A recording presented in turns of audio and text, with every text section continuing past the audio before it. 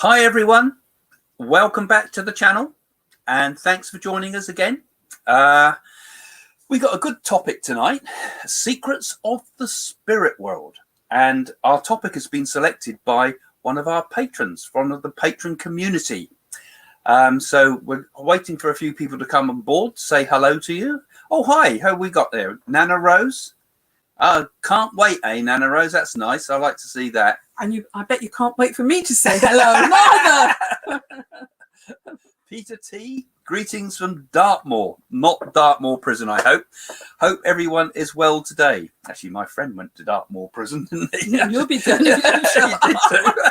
One of the best mates. What we got out? Michael Angel. Hiya, Michael. Michelle. Michael or Michelle? I always get that confused, Michael and Michelle. Michael Angel. Guy. Hi. Hi there, Guy. Nice to see you. I'm just saying hello to a few people as people joined. Catherine E. Evans. Great topic. Good. I'm glad you like that, Catherine. Oh, Derek. Yeah, Derek Hi. Cameron. We know Derek Cameron from Canada. He likes his fish and chips, don't you? Kathy Murray. Hi, Craig and Jane. Hi, Kathy. Yeah, Kathy. We've got quite a few regulars coming on here. Oh, and we've got Millie here from Bali Vedic Astrology, who was one of our guests, you remember. Oh, lovely, Millie. And I hope you've been getting some good people have been having a look at the video we did with the Vedic Astrology. Got her a link in there if you want to buy a reading with her. Patricia Schultz. Hi from Germany. And hi from England, yeah, Patricia. It's nice to see where you're coming from. New York City. Wow. NYC, I presume New York City, no? Ronaldo. Torres. That's Hi nice there. name, Yeah. I'm Tiger Lily. We've seen you before, Tiger. Hi everyone. Elaine from Wales. So that's your real identity then. And Dana here. Hiya, Dana. Nice to see you guys coming on board. I'd like to know where Dana comes from. Brandon Hill. Greetings from Cape Town in South Africa. Fantastic. All over the place. New Jersey, USA we got from Michelle Angel. And TM2 is obviously from Mars with a name like that. Are you still in lockdown in the UK? We're kind of in the same sort of lockdown, but not quite as bad as it was. We're still wearing masks and gloves. Yeah, some people think it's all over, but it's not. I mean, it's still just as prevalent. In fact, UK is the second worst one in Europe. Agility Bits from Cornwall here. Agility Bits from Cornwall. So, Agility Bits, yeah, well, that's an unusual name. Julie Guest, hiya, Craig and Jane. I finally caught you live. Oh, yay. Fantastic. Yeah, fantastic. And technical support. Lancashire. This could be a spammer. Hello, technical support from Lancashire. That's where my nan was born, in Lancashire, in Wigan.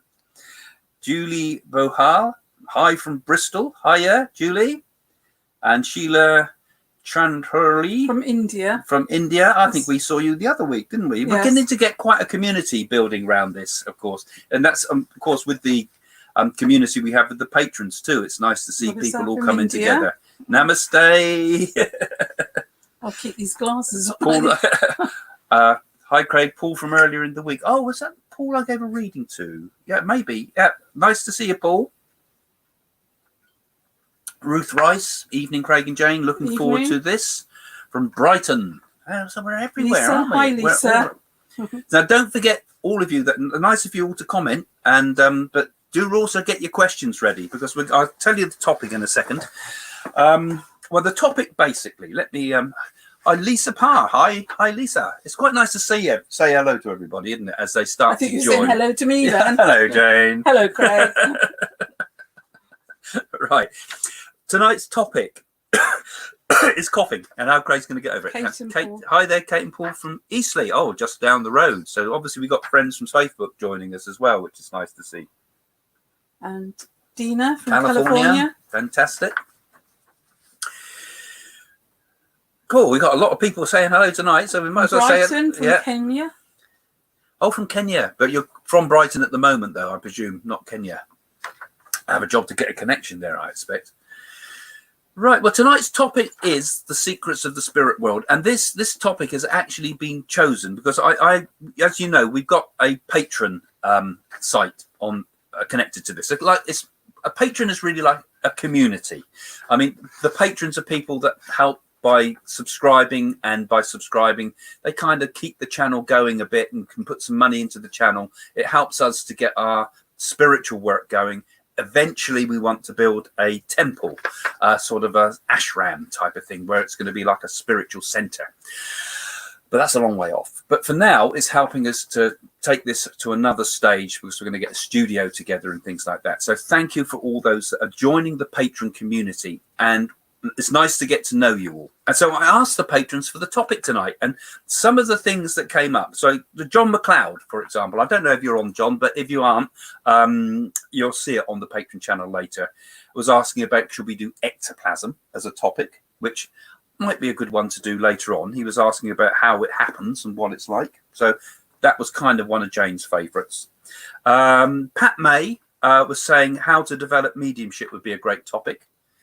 I'll probably do a whole series of ordinary videos, as it were, not live ones, about that topic. And we're going to be doing something quite serious on that as a sort of a structured thing much later on. Carolyn, this is the one that gave us the final idea of the topic. And don't forget, you've got any questions, you know, all these type of things you can ask. Carolyn was asking us to discuss the spirit world generally. What are our loved ones doing there? How do you evolve spiritually? What are we doing here? And about seeing spirits, and why do some spirits come and visit before they cross over? So that we thought, wow, how are we going to answer? I thought that was quite a good, well thought out question. So I thought, well, that could cover, like, the secrets of the spirit world covers all that.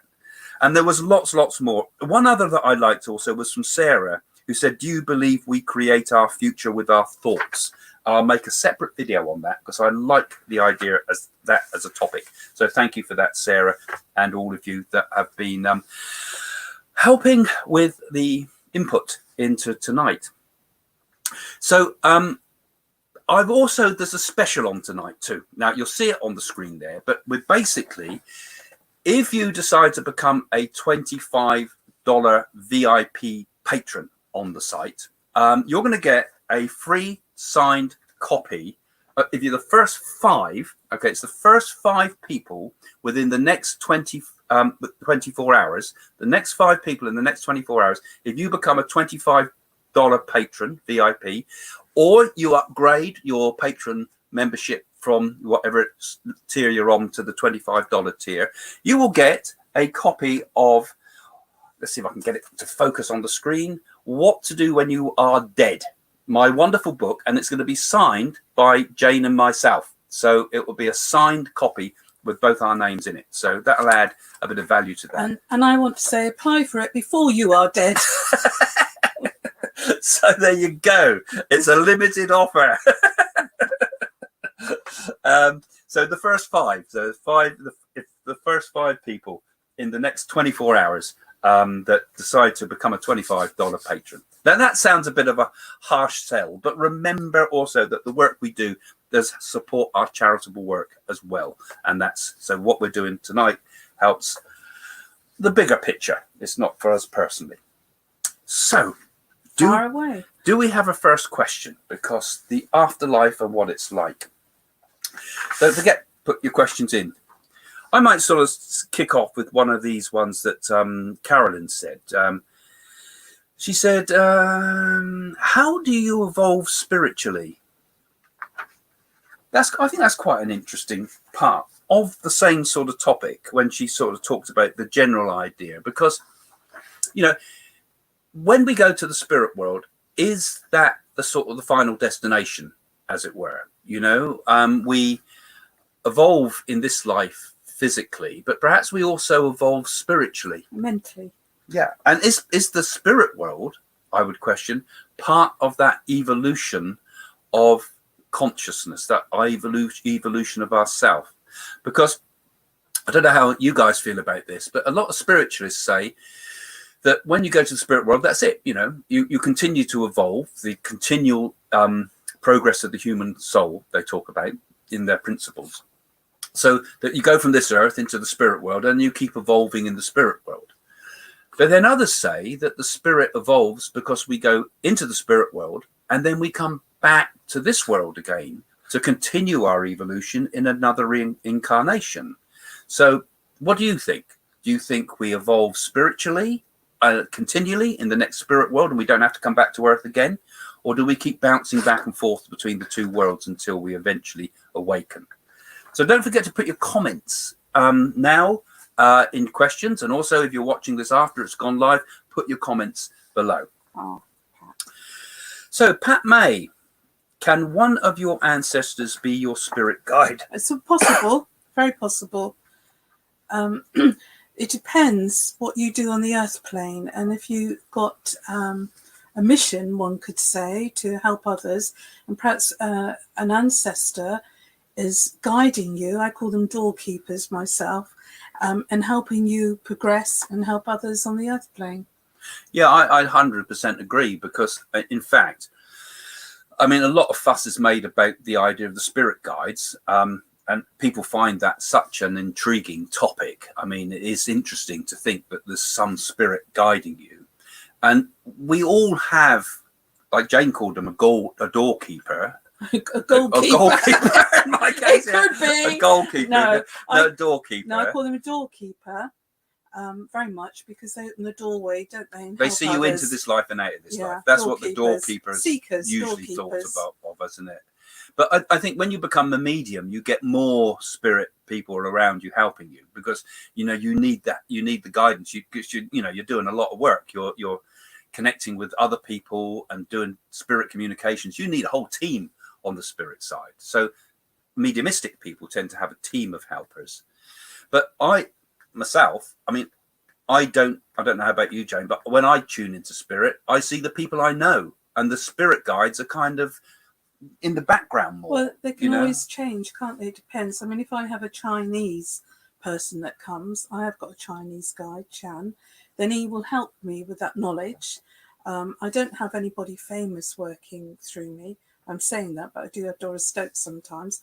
But I have just an ordinary grandmother. And it depends on your conditions on the earth who you're dealing with. Yeah, so I think it's a combination of the people you know helping you, because I know particularly when I'm doing private readings with people, I get that I feel like my granddad working with me. I feel Vi Kipling sometimes, who used to work on our chat rooms, working with me, who is a friend. And then particularly when we're on the platform or on the theatre stage, very strong feelings then of the spirit guides with you, and you're not 100% conscious of it, but if you're being funny or something and you're making jokes, I find, I've got, for example, a clown that works with me on the spirit side, which sounds crazy, but he finds all the funny stories about false teeth and things like that, which sounds completely bonkers, I think, if I was sort of a person looking at this who didn't believe in these things. But we attract all sorts of interesting people that help us with specific areas of our work. Well, I know when I was 18, I was told by another medium that I had a witch doctor that used to tell fortunes and throwing bones. That's really an old way of telling fortunes. And I suppose he left me when I was in my 30s. Yeah, it changes. It does change. And I think things do change. And also you feel the connection with people you've connected with on a very high spiritual level here on earth. Like, the Sai Baba, for example, was another guide, I would say. And also, for me, the rishis from the Nadis. I mean, I feel the presence of them very, very much. And the Nadis said that they would work with me. Yeah. And so they're people from 10,000 years ago. And I actually saw a transformation go over my face when I was looking in the mirror once, and I had white lines like a rishi. Yeah. Yeah, so our spirits will blend with these higher spirits sometimes. It doesn't mean we're the higher spirit, but we get the influence of it, Yeah. So TM2, who obviously comes from Mars, because we know about that because we said that about earlier. So do spirits start to go into a new life here on Earth or some other place in the cosmos? And if so, how do you know if their soul has gone into the other life? Sorry if the question is a bit unclear. I think what you're saying there is, where's the spirit world, aren't you? Some other cosmos? Is the spirit world on another plane of existence, sort of like a multiverse? Is that the sort of thing you're saying there?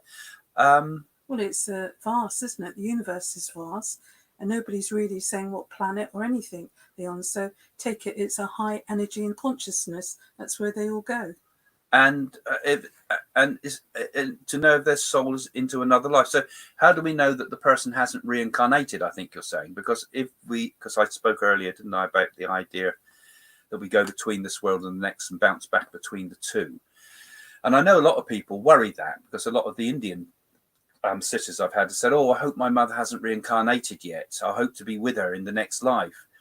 So I think we have a group soul, and I don't think we reincarnate again until all the members of that group soul have re-met on the spirit side, and then a decision is made to come back, perhaps together as groups, perhaps this time in different roles. Yeah. I mean, sometimes a spirit person might work through a doctor, heart surgeon, or perhaps a painter and that. So they've still got the, if you like, personalities and that. So they're on a higher consciousness and they come back to help us. And I know that when people pass over, and say if they had cancer or anything like that, they go to a spirit hospital, but it's not like a material hospital that we've got in the material world with oxygen and that. It's like a healing hospital. Yeah, that's on the transition, isn't it? But when you come back, I think we come back the same person but in a different form, different body. So we might be in a male or female form, for example, or we might be a monkey. So my mother might be my child next time and I'll give her a hard time, or whatever, we might change and reverse roles. We might even not be in the same family, but we come together through a different Chinese believe that people can reincarnate as animals. Yeah, and also, but I don't, and so do many others. I mean, the ancient Greeks.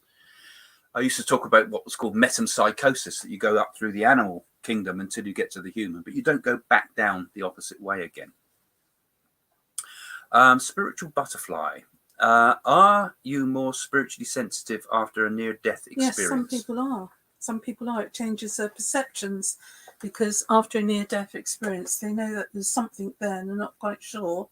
And it's like with all this virus that's been going around, that people have come back that thought they were nearly going to die, haven't they? Yeah. And it's changed them, that the material world really doesn't matter, that life's more precious, and why are we here? And it gives meaning, like love, compassion, and changing things. When I used to write for the newspapers, I used to write spiritual columns and things and features for the newspapers like the Daily Mail and the People and Mirror and things.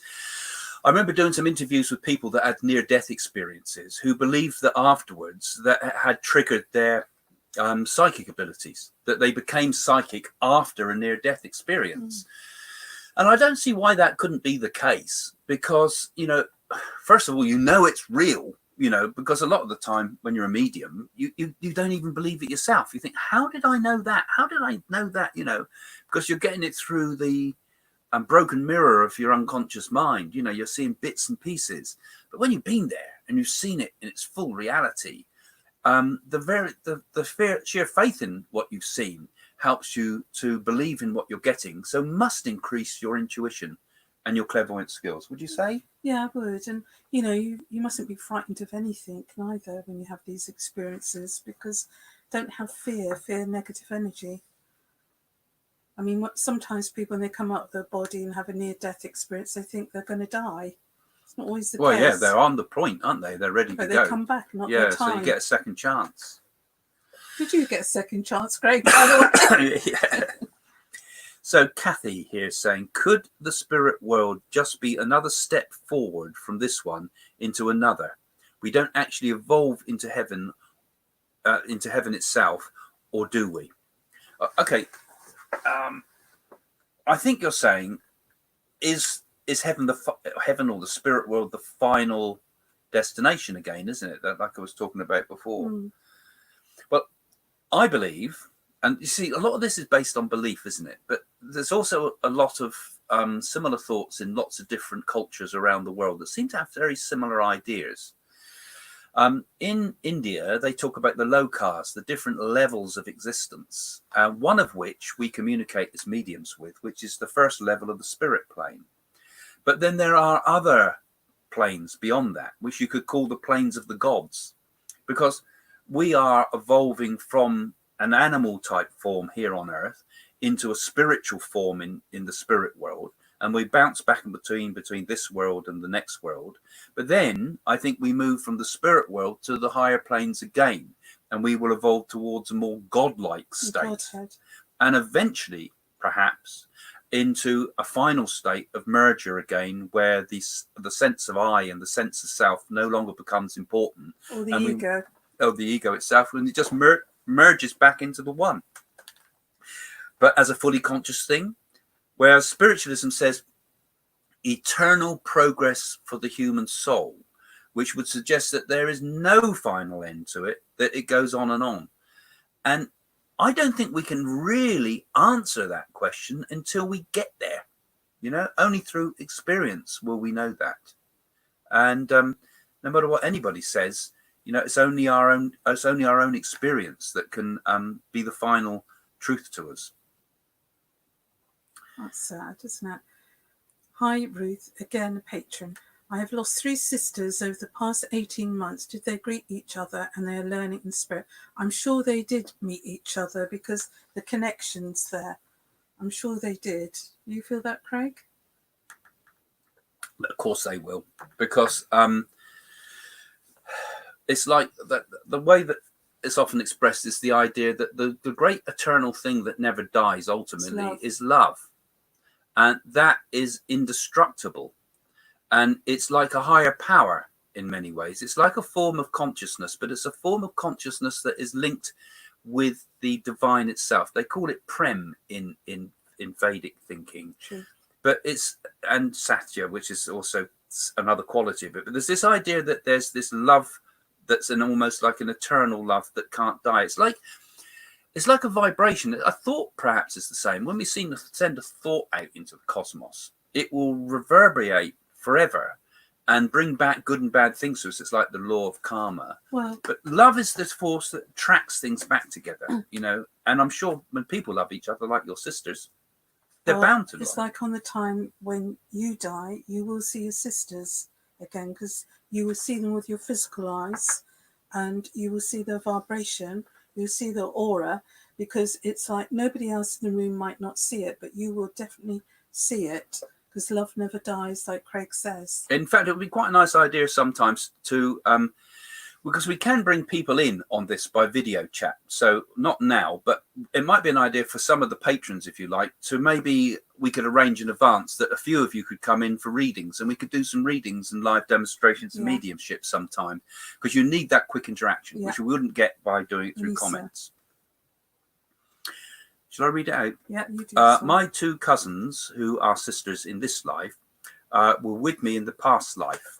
One was my son, an Indian brave, and the other was his wife. X definitely believes we reincarnated in the same group. X. Oh, yeah, okay, no. Well, there again, you've got to have proof, haven't you?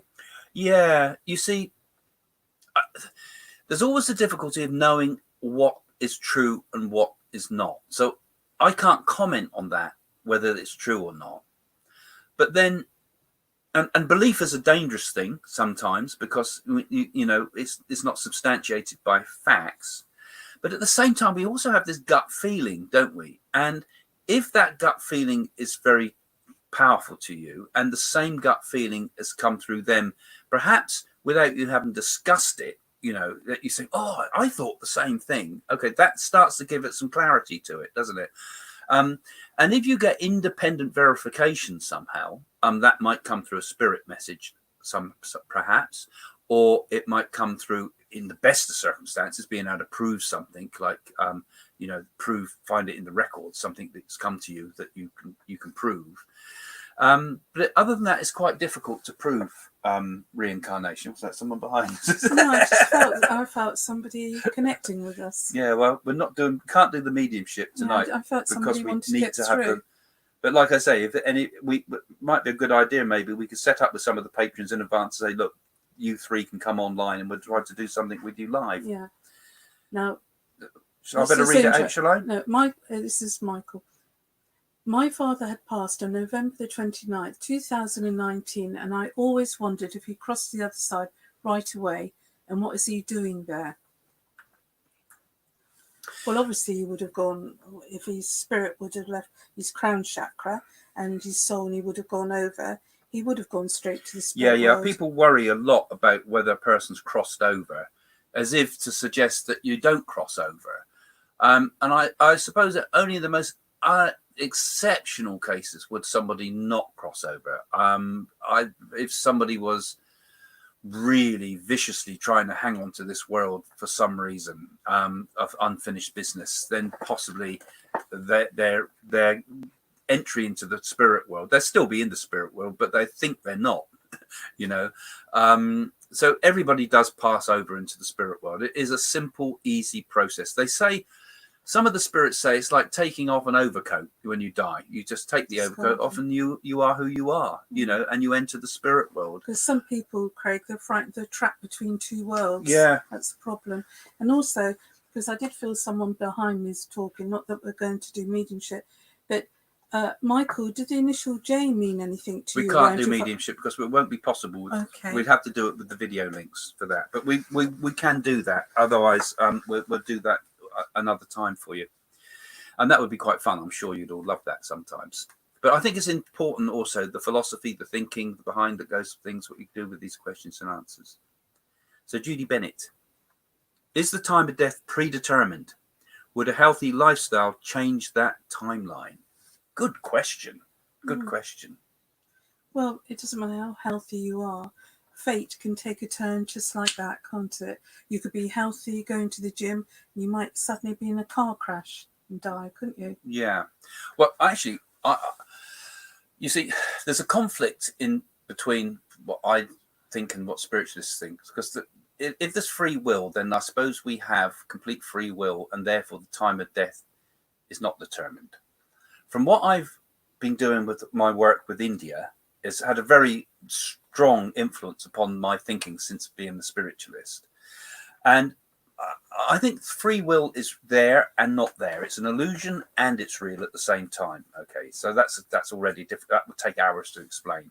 But I believe that the time of death is determined because the nadis for me told me my time of death.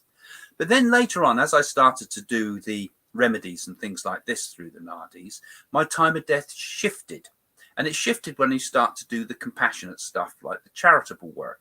And remember, I'm consulting different nadis in different parts of India that have got no connection with each other. So there's no way they could possibly know what the other nadi said.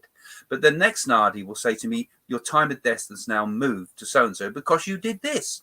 And I think, how did they know I did that? Because that was another reader in another part of India, right? So they're independent. Right now, people always suspect all sorts of things, people in collusion and things like that. But these things were around way before the internet and the telephone and anything like that. So it suggests to me that our good actions shift the time of our death.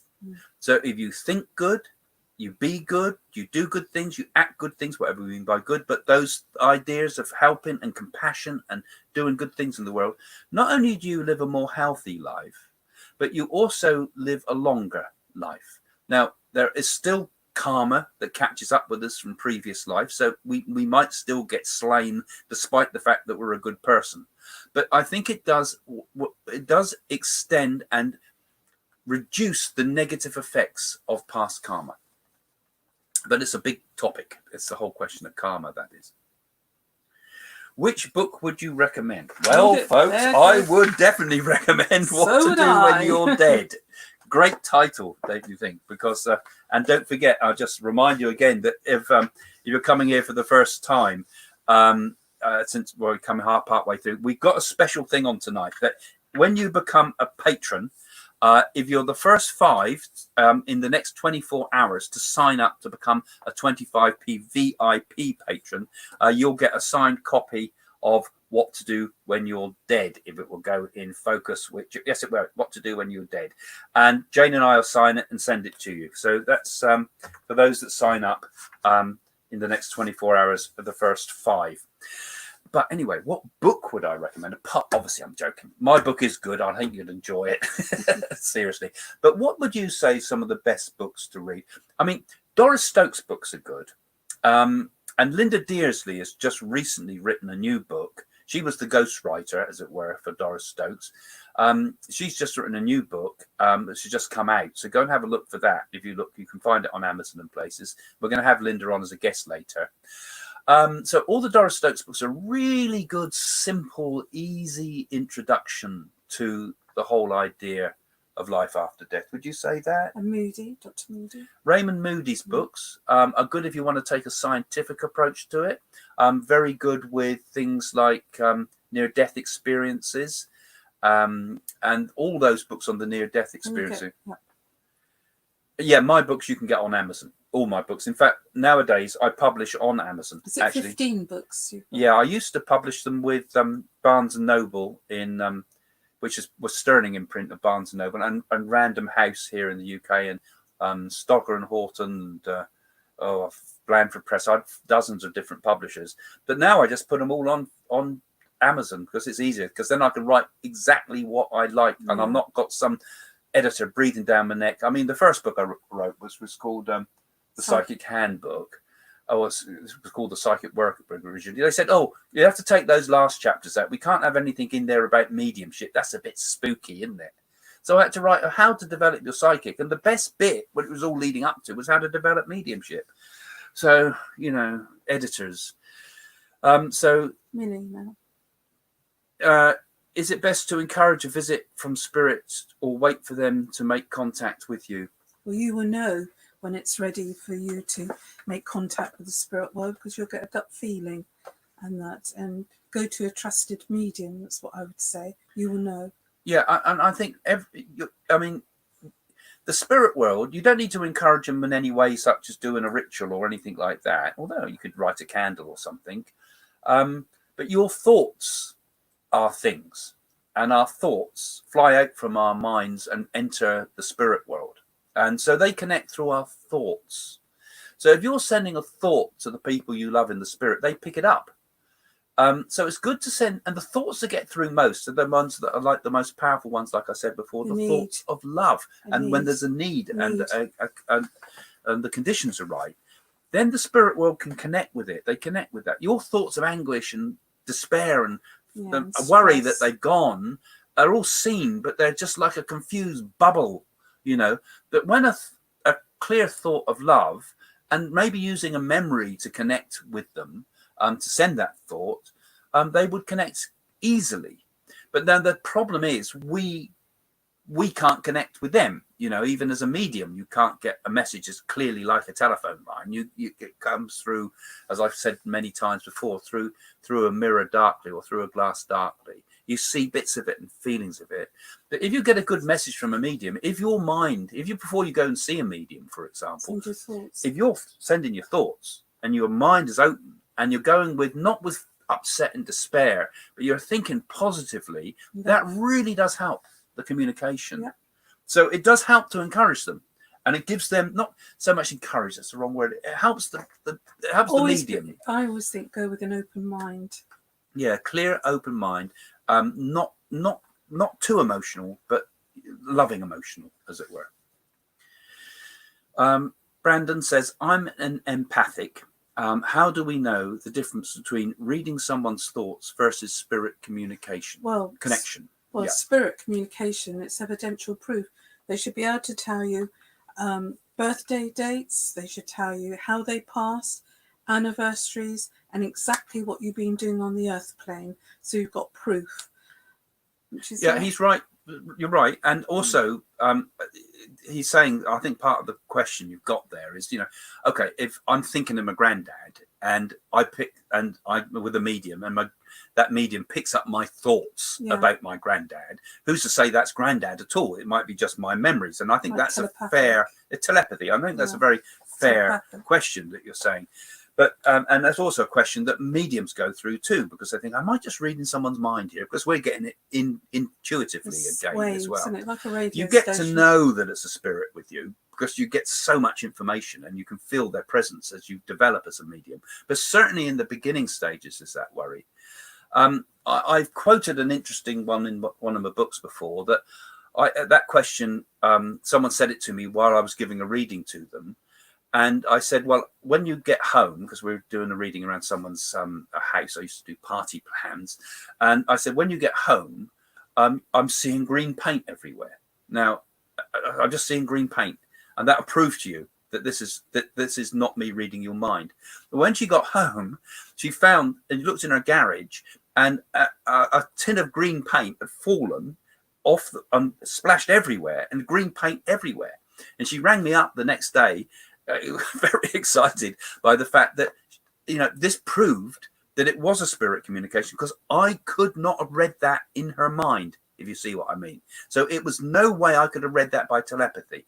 I either had to have gone with my mind to that place and seen it, or the spirit person had given me that information. So by the law of what they call Occam's razor, the most likely explanation is that the spirit world told me that, and it wasn't through remote clairvoyance, and it wasn't through telepathy, but it was a message from the spirit. And many other things like that you'll find as your mediumship develops. You'll find that you'll get lots of little proofs to prove that it's not just telepathy. You agree? Yeah. Next one. Nana Rose. Do you like me to read it then? Yeah. Okay. I think that I had an angel encounter just before my son knocked over and went into a comatose state at the age of 7. He lived and is growing up now, but how can you exactly tell when you see one? Well, can you tell me your experience? You can't interact, unfortunately, because I've seen an angel twice, and it was made up like 1,000 tiny little bright stars, very, very tall, and you could actually put your hand through it. I didn't see it with wings or anything, but I saw like an outline of a body made up of bright lights and like a little star. And then I saw another angel once when I was a nurse, a lady that had no body.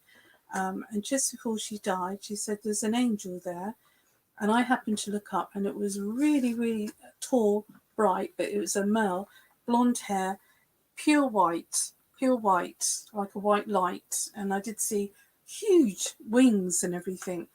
And I must admit, it startled me, but I definitely saw it as this lady saw it before she died. And came for her. I would sort of add to that, because you mentioned Raymond Moody's book, for example, and I think he gave some interesting cases that people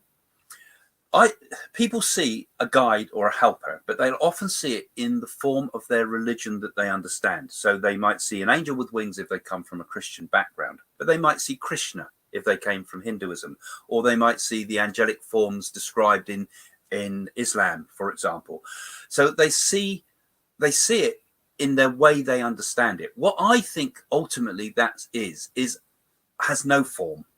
An angelic being is basically a highly evolved spiritual being, that when it connects with us, we see in terms we can understand, because we can't see it in the full abstract form of a pure being of light, really. Because obviously there's not beings with wings, but then symbolically throughout history, there's been representations of beings with wings, So I think that's kind of, and that's the same with the spirit guides too, because they're coming to us from a plane of higher consciousness, but we can't comprehend that, and our minds fill in the gaps. So we see it in a form we can understand. There's another kind of form. There's seraphims as well, just before the stage of angels. You understand what seraphims are?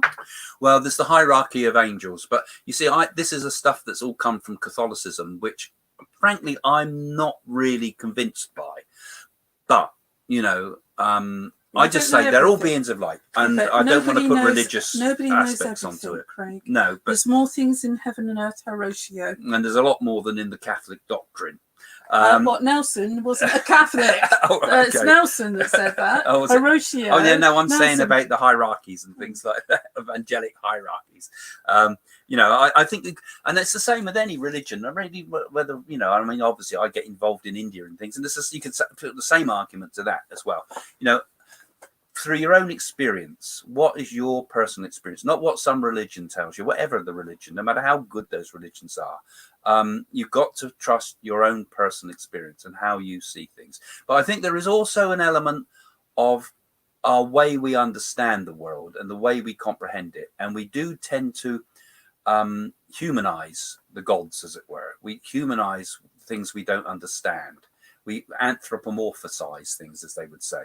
So, and I think that's what happens. And it doesn't mean the experience isn't real, because it is real. It's just the way each of us understand it, if that makes sense. Would you like me to read it? Yes, okay. Why not? You like so Annette is saying, I always enjoy hearing you. Very good. She's obviously talking about me, Jay. Right? Is there a council that you can plead your case on when you want to be placed on the oh, she's talking about judgment. She's talking about Judgment Day ideas, Judgment isn't she? Day. That's a Christian thing, isn't it? Yeah. And it was also, in the Christians and the Jews took it from the ancient Egyptians, where the soul is weighed against a feather to see if you were a sinner or not. I think there is a Judgment Day. And further back, even still, they reckon that there was similar ideas, because the dead were placed facing the light so that they go to heaven. So there was a chance you couldn't go to heaven, sort of thing. And ochre put on the early for first burials they ever found to sort of symbolize blood and rebirth. So a judgment, who makes that judgment? You see, if you're going to have a judgment, you've got to have a God. And if you've got to have a God, you've got to have a God a man in the sky style God, if you're going to have it Not like necessary, that. Craig. See, when people say to me, is there a God? I say, well, God is everywhere. In your terms, I'm probably an atheist, because I don't believe in a God in the skies. No. But in my terms, I define God as something quite different to what some people might consider it to be. I would say God is consciousness. That's probably what I would say God is. Power. God is infinite consciousness, the same as us. And there's no difference between us as individuals and the idea of God as an infinite force. Okay. But I don't believe in a man in the sky that tells you that you're done this and done that. Some people believe that God was an astronaut. Yeah, even that, you know. So who and what is doing the judging?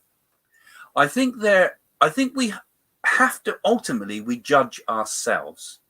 And I think there is a higher beings who help us with that. Highly evolved spirits in a state of absolute love will help you to make the decisions and make the understand what you've done right and wrong in this world.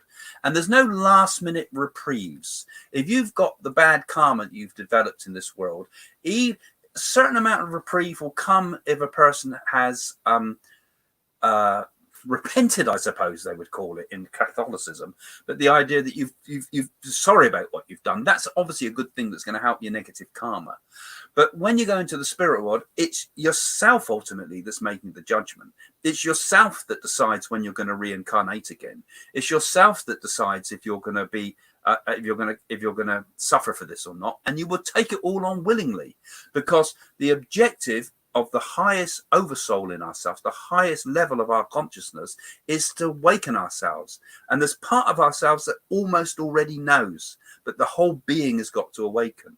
So it means that we've got to we judge ourselves basically with the guidance of another higher being, which I think people would interpret as a man upstairs God sort of image. But I would always question, what do we mean by God? You know, when people say, do you believe in God? I always have to argue, what do we mean by that very powerful word? So, you know, it's something you don't have to believe in. It's something you can directly experience. So there's some food for thought. What are your thoughts on reincarnation? Yeah.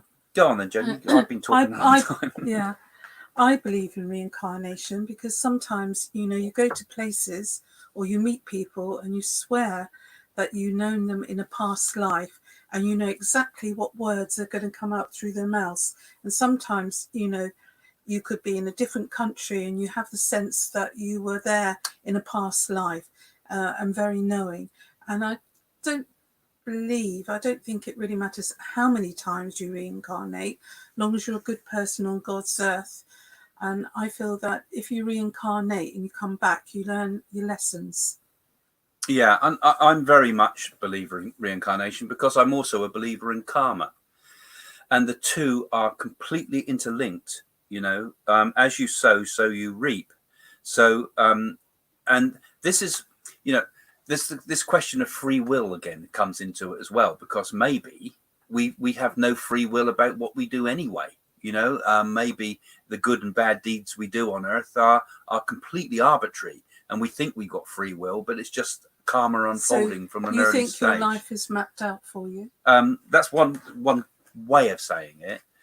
But I actually do feel that we do have a sense of free will, and reincarnation happens until our free will is strong enough, as it were, to actually want divine knowledge. Well, I think a lot of people... Then we don't reincarnate again. I think people reincarnate. You might have somebody that's suffered an awful lot, like say lessons, and they come back, reincarnate, and they make it stronger. You come out a stronger person. Yeah.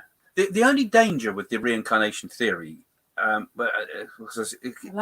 It's a theory, I suppose, is that if you saw someone who was disabled, you could say, well, that person deserved that because they were obviously bad in a past life. You see, this is when it starts to get into dodgy moral ground. And because a person is rich, you might think, well, they must have been good in a past life. So I think what happens is reincarnation is that actually it's perfectly honed for each of what we perfectly need. It's not a punishment, and I think that's where people make the mistake.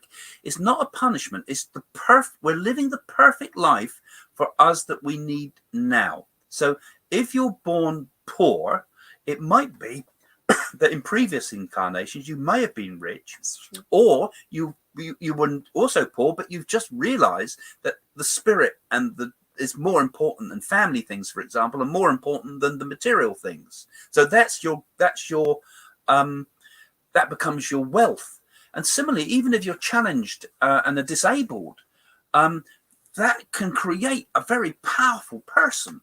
It can, because you're challenged so much that you become greater person. I like this, man. Because it's in adversity that we become stronger, and that's perhaps part of that idea that it's not punishment. No. All right, so the full Monty. Yes, I've always worry about when that one comes up, because in case you put one of the wrong sort of pictures up. No, you won't. You won't. Jane is definitely an angel of a higher hierarchy. There's the man that knows. Good. Craig is a great Yogi Bear. Yabba yabba too. Yeah, I think it's probably right too, actually, Ranger. Yeah, thank you. That's fine. All the funny comments. Yeah. Jellystone Park. Patricia from Schultz from Germany, I remember. How do we know how evolved we are right now? We don't. Do we? We don't. Really, I mean, all this, what's happening around the world now, it makes you stop and think, doesn't it? Everybody likes to think they're a highly evolved soul, don't they? But it might be my first time here, it might be your first time here. How evolved are we? I suppose I know that I'm more evolved than the consciousness of an ant, right? I have more thinking capacity than the consciousness of an ant. You might not. So therefore, I must have been here a bit longer than an ant. So, and I compare something. So it's a question, I suppose, of comparing yourself with other people, because I look at some people and I think you seem to be walking through this world completely asleep. And I look at other people and I think you seem to be awake and not awake. And then I look at myself and sometimes I'm fully awake, and then sometimes I've fallen off into some somnambulist state where I'm going in some routine and a dreamer. Yes, a dreamer. So we are all moving through different levels all the time, which makes me think that part of me is highly evolved and part of me isn't highly evolved. And it must be the same for all of us. We must be on a kind of multiple levels, I think. And to say one person is more highly evolved than another is often wrong. I mean, I've seen people who are gurus who I think, well, they're not gurus. They're just clever. They're not spiritually awake. They're intellectuals. I mean, Rajneesh was like that, I felt. Osho, I couldn't get on with that guy. I mean, you probably saw the stuff on Netflix. I mean, that was a very, very clever, brilliant man, but not a spiritually awake man. That'll upset a few people. But that can often apply to so many type of people that we put up as heroes who are not. So I think the most evolved souls Avatars. are the kindest. Avatars. Yeah, or avatars. Yeah, of course we get that in Indian teach, but it's the kindest people are the most evolved. Yeah. Not the most clever. What about ghost? What about them? Right. How do they relate to the idea of the topic we're talking tonight, which is the secrets of the spirit world? Yeah, I don't think it's got anything to do with it. Well, there's the two sort of aspects to it, well, isn't it's there? the residue they leave behind. That's what people are interested in. Yeah, I mean, Vi Kipling, who I liked, who worked with me a lot, always would say that there's two things that people get muddled up with. There's ghosts and the spirits. So spirits are in the spirit world. They're awakened souls, as it were. They live in the spirit world.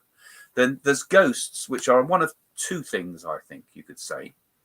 One, residual energy of people that you were talking about there. So they could be like recordings that are around, and if you've got sensitivity or clairvoyance, you might pick up on those things. Of course, another one is myth, because someone says, "Oh, that place is haunted," and then all the kids go around thinking it must be haunted, and then it becomes an urban myth. And then there perhaps are some spirits that have got kind of trapped, where they're still clinging on to this world, or they are in some form of negative state. There are dark forces, and so perhaps there's also demonic forces as well. I call them dark forces. But those forces we're protected from, and everybody is protected from, as long as you're walking in a path of basic human consciousness. It's only when you start to delve into deep negativity that you'd attract things. So it's fearlessness is the case with that, and massive misconceptions about ghosts on television and those so-called mediums that do all that. Shall I read it out? Yeah, you can do this one. Okay. Melanie is saying... I thought it said Joan Collins for a minute. With my glasses on. Get a new set. In between planetary lives, when we are spirit, do we remember all the multiple lives experiences, good and bad? If yes, how do we cope / feel about that? So I think what she's saying there is, when we go to the spirit world, do we remember all our past lives? Well, once again, it seems things are coincidences. You can go to different places and you can feel things, can't you? You've got to have proof. The only proof I know to give you proof is the Nadi Oracle. Now, I think she's saying about when we go to I understood that as when we go to the spirit world, do we remember all our former lives? And how do we cope and deal with that? And my answer is, well, I would say yes, we do remember. A few cases I could quote. There's particularly, I thought Carl Jung, he went to when he was writing his autobiography, well worth reading Carl Jung's Memory Streams Reflections, his autobiography. And he seemed to hint in there that he could remember his previous lives, because the surgeon appeared to him in his previous existence as a priest of Kos, right? So there's hints of that there, and I think we do. And some people have near-death experiences, talk about recall of previous existences. But I think we recall it. It's like multiple personalities, like watching a movie. Yeah, I suppose so. We know it's us, but we know it's like a memory. I mean, if you have a memory, you remember something. You don't sort of go freak out when you have a recall of a memory, do you? No. Unless you're suffering from some trauma. But so I can imagine that it's a bit like, you've got to live for the now, the time now, rather than past lives. Yeah, but it's still vitally important to who we are. It's like our memory. It's like saying, forget about your childhood, just forget about it. Actually, if you remember all the positive things about your childhood, if you've had a good childhood, it can make you stronger as a person. So you reinforce the good memories from the past, I believe, and that makes you a stronger person. So every time you've got a good memory, reinforce those. Don't reinforce negative memories, because that weakens you. And I'm sure with past life recall, there would be a tremendous power and energy if we could recall the positive things that we've been and done and achieved, reinforce the positive karma. That's a thought. And the Buddhists do practice that, I believe, some groups of Buddhism. So coming on, and don't forget, guys, that Last question. we've got a last question coming up soon. So do put your questions in. But we do have, if you've come in at the last minute, if you become a $25 tier patron, the first 5 that join us within the next 24 hours will get a free copy of my book, What to Do When You Are Dead. And it will be signed by Jane and myself. So that's the first 5 of you that sign up in the next 24 hours. And do go and get it from Amazon too, because I did put a lot of work into this book. It was originally published as an illustrated book with in America with Barnes and Noble, but I republished it on Amazon, and I go through the whole. Many of these ideas we've talked about here today, and talk about some of the experiences Jane and myself have had, 1 or 2 funny things from our life. And so I think you will enjoy it if you've enjoyed this talk today.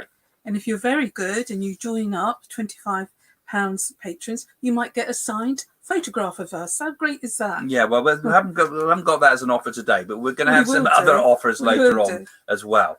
But so yeah, so thanks for joining us today. And so your last question's now coming up. What do you think about twin flames? Go on, do you know about the twin flame idea? This is a kind of, as I know souls. about twin, it's soulmate, basically, about the idea of soulmates. Well, I believe there's soulmates. And do we reincarnate as soulmates again? Some do.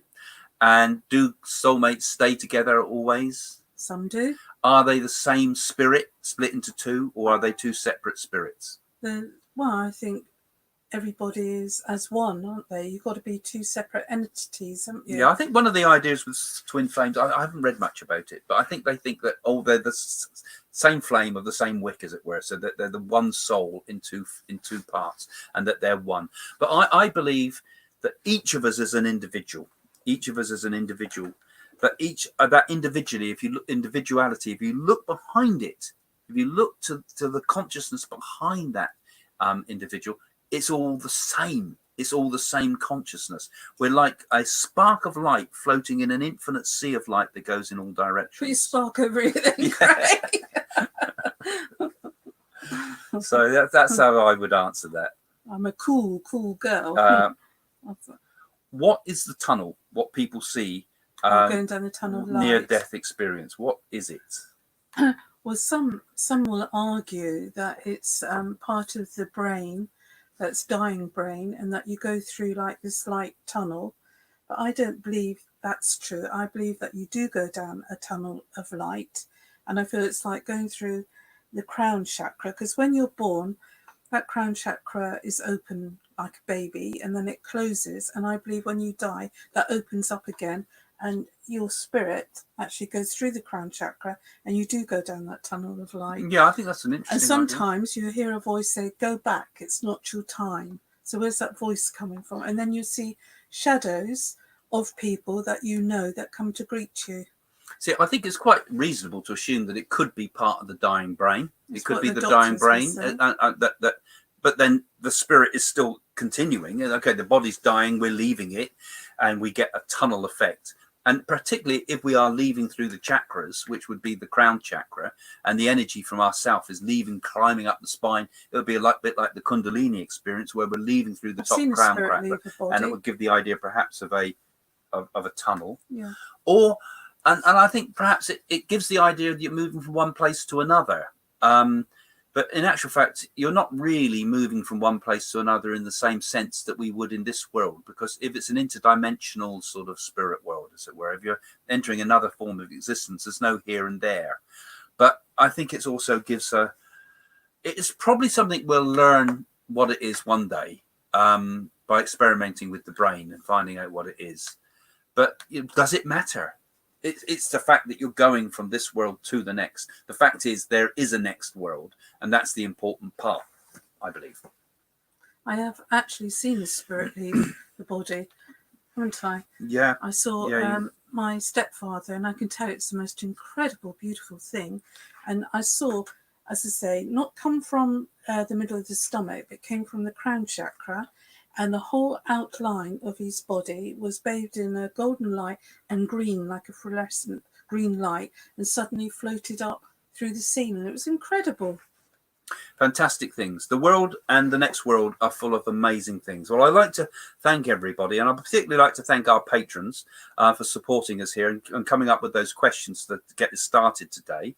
And if you'd like to become a patron, you don't have to become necessarily a $25 patron, because there's $3 patrons too. But if you become a patron, you'll get some back of the extras, like seeing some extra videos that we put up that we don't put on the main channel. You'll see some of the banter between me and Jane going on recently. I'm putting up there. I'm going to be putting a lot more of those up there. And also the more important thing is it's helping to support the channel, helping to support what we're doing. It's helping us to build a sort of behind the scenes community, and also eventually to have our own community in the real world. So we've got big plans that we hope to do, but the patrons is the start of it.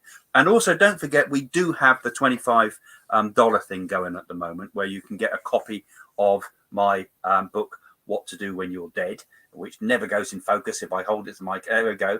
And you get a copy of that signed by Jane and myself, and it covers all these topics we've been talking about tonight and many more, including things about what hell's like, and what is the astral body, what is this causal planes, and funny stories and heartbreaking stories of things that have happened with the people that come to see Jane and myself. So there's lots there. So thank you guys for being patrons. And if you're new to this channel, it's the first time you come, don't forget, if you follow us, you'll get updates every week, and you'll get all sorts of notifications when these live ones come out, and the regular ones that I do every Friday at 4:30. So lots there for you. So thanks, guys. Yeah, thank you, everybody. Yeah, thanks for all these nice comments. Yeah.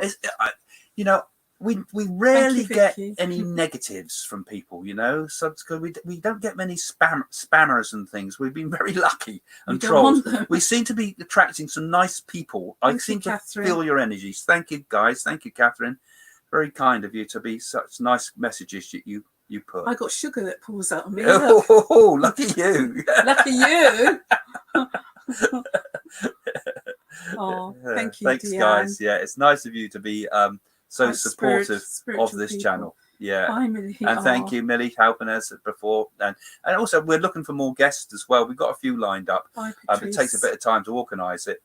But if any of you want to become a guest on this show for some of the live chats, and you've got something interesting, and we will be having celebrities later. Have you had a near-death experience? We'd like to talk to somebody who's had that, for example, or if you've had anything unusual happen that would be interesting to share with us. Strange coincidences would be another good one to do.